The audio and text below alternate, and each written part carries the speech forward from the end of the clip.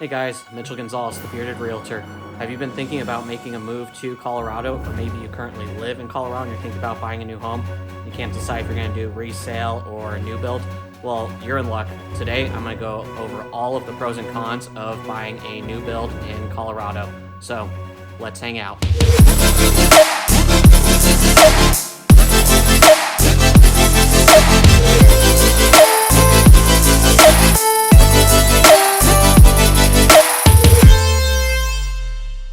Hey guys, Mitchell Gonzales, the Bearded Realtor here. If you've seen one of my videos in the past, welcome back. If this is your first time checking out one of my videos, make sure you click the subscribe button below. Follow me on YouTube, as I will be posting weekly videos on exactly what it is like moving to and living in the Denver area. Along with that, I am also a licensed broker in the area. So if you have any questions about real estate, I definitely love helping people find the right homes for them. Make sure you call me or text me at the number below. You can also email me at my email address. So with that being said, let's get started about what the pros and cons are of buying a new build out here in Colorado in the year 2022.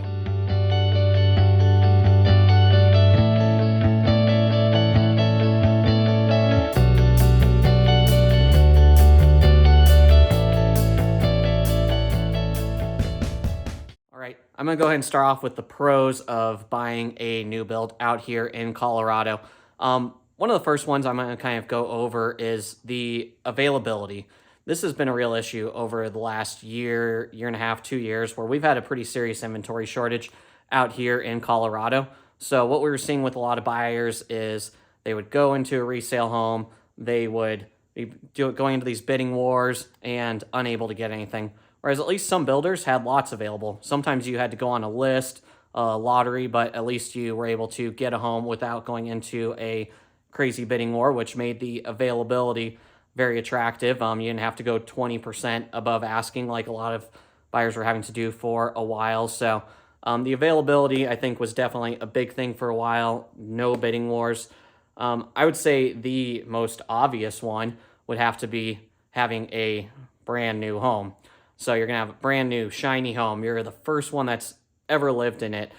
Everything is new, sparkly, and a lot of times you get to pick out the finishes, which is great. So for a while, we were starting to see a lot of builders spec out the homes, which basically what that means is they would go and pick all the finishes and then sell it with the homes already specced out. But more often than not, you do have the option of doing what's called a dirt start, which you can go pick out the lot, which is great. They'll have a selection of different lots that are either available or becoming available. And if it's available, you can get the lot that you want.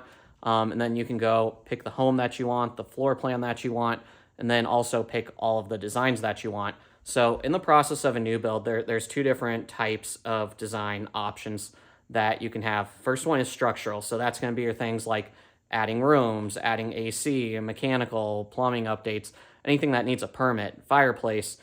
You can go pick those options. Sometimes, once again, builders will have already picked out structural options. Then you have your design center options. And this is where people really go and have a lot of fun. That's when you can go and pick out your countertops, your cabinets, your flooring, which anything you can imagine, your tile finishes. So you go and really make the home what you want. So, basically a custom build. If you were to go and do a custom build, you're probably a traditional custom build where you're designing everything, floor plans, getting an engineer, an architect, you're probably going to be paying 20, 30% more than what you would with a builder. So being able to have that customization without having to pay a crazy amount of money is definitely something that's very appealing. So typically what I tell buyers, if we're out looking at resale and they want to go take a look at new builds, I try and give them full disclosure. If we go look at this new build, you're probably going to end up buying a new build, because you start going through the new home and you start comparing after you've been through the new home. Whenever you go through a resale, you're always comparing, well, the new home had this and we can do this with the new build. So normally, full disclosure, that if we go into a new build, odds are you are going to end up buying a new build, whether it's that one or a different one. You're probably going to end up buying one. So another big perk of new builds is the incentives. So a lot of new builders, they'll offer incentives if you go with their lender, their insurance company, And it's really going to vary, and a lot of it's based on market conditions. So right now, a lot of you guys probably know interest rates have been up a little bit. So a lot of new builders are doing incentives to lower the interest rate. So a lot of them will do half off lot premiums. Maybe it's a credit at the design center, or maybe just straight, 25,000 off of the home itself. I've seen full finished basements as incentives. So it's a wide range of different incentives, but a lot of them are pretty great and definitely make it very appealing to go and buy a new build.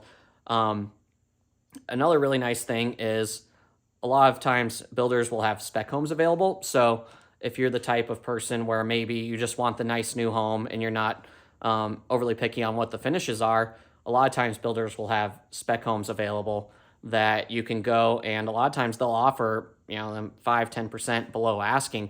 So that's what's great, especially in this market right now. Negotiating is back. So for a while, it was basically the price you see, that's what you're paying. But now with how the market is, a lot of new builders, especially on spec homes, they're really working with buyers on the price. Which negotiating brings me to the next item. So builders, they love working with agents. So it's nice because sometimes you'll go into a new build and they'll say you don't have to work with an agent, which is true. Technically, you don't. I mean, you could do a lot of things without an agent, but at the same time, if you're talking about a 5, 6, 7, $800 million and above purchase, you want someone that's going to represent you in the transaction, right? And that's exactly what you get if you hire myself or someone else as a buyer agent.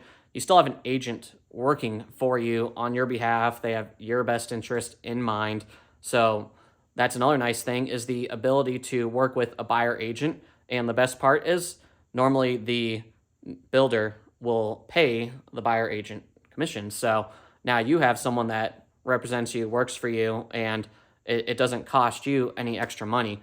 So I think those are some of the main advantages. Along with that, the warranty, you're also going to get a warranty. Typically 1 year is like, what I almost call like bumper to bumper, right? The whole house. If something goes wrong, the warranty department will come, they'll take care of it. Is it always the smoothest process? Not always. Sometimes it takes a while for something to get approved, for to get a contractor in here to actually do it. But the nice thing is that normally the builder is pretty good about covering things that are under warranty. So having that peace of mind when you buy a home, that if something major does happen, it's under warranty, I think that's definitely very appealing. Where, yeah, you can buy a home warranty on a resale, but it's probably not going to be as inclusive as a builder included warranty might be. So those are some of the main pros that I find of buying a new build. So now I'll go ahead and jump into the cons.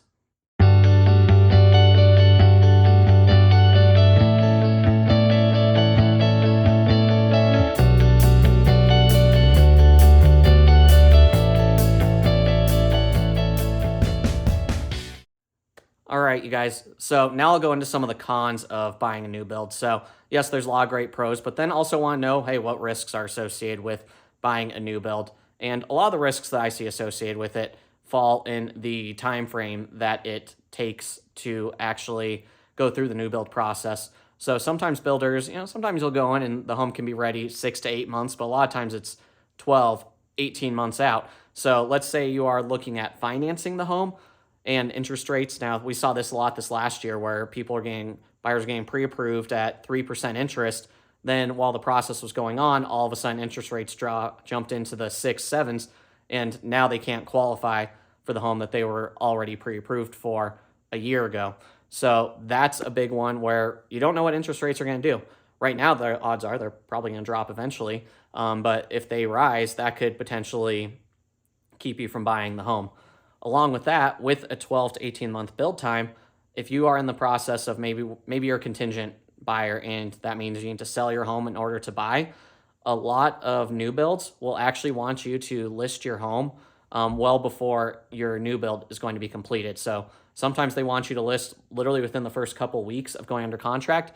Sometimes it's when they break dirt. Sometimes it's at frame. It's going to be different for every builder.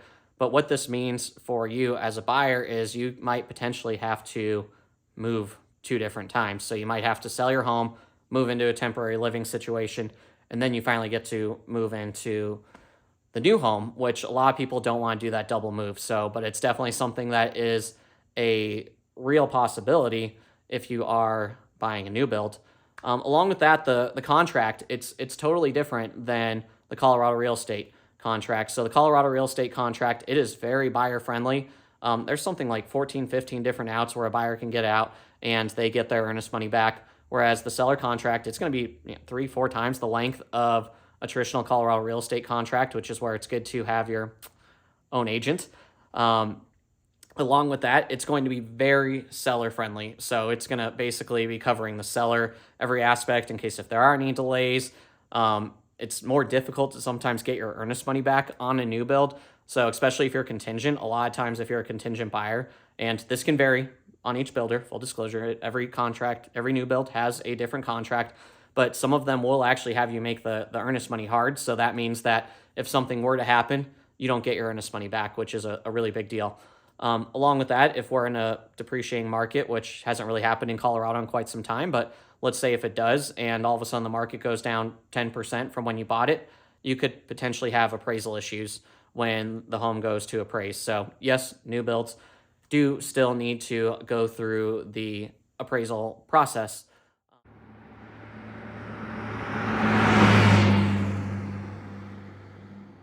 Along with that, there could also be different delays from a contractor standpoint. So we've had problems in the last year of labor shortages where all of a sudden contractors will just leave, and that could cause an unexpected month, 2-month delay.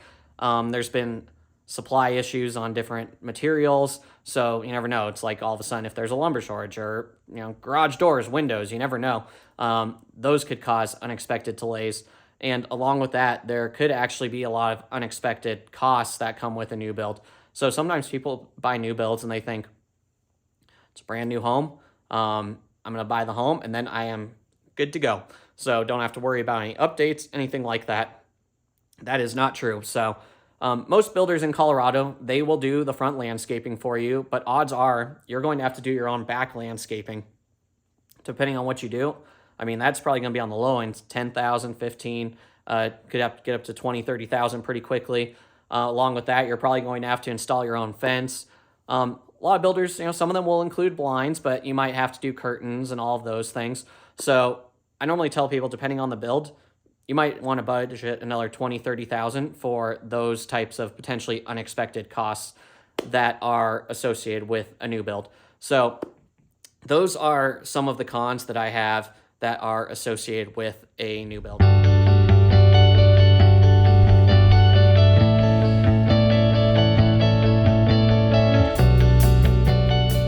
All right, you guys, thanks for joining me today. Hopefully you learned something new about the new build process. If you still have any questions about new builds or just real estate in general, make sure that you call or text me at the number below or email me. I would definitely love to answer any questions that you have about the home buying process, whether it's new builds, resales. Along with that, if you haven't already, make sure that you subscribe to my YouTube page as I will be posting weekly videos. And as you know, it would not be a Bearded Realtor video if I make at least one sports reference. So just notice that I am wearing my Live Lucky hat today. Hopes that it'll bring luck to our sports teams this weekend. CU is playing USC this week. So if you're watching this video, CU has probably already lost that game, unfortunately. But hopefully our Broncos have a little more luck against the Titans. I think Russ is really going to ride this week. So with that being said, thanks for hanging out with me today, you guys. The Bearded Realtor, signing out.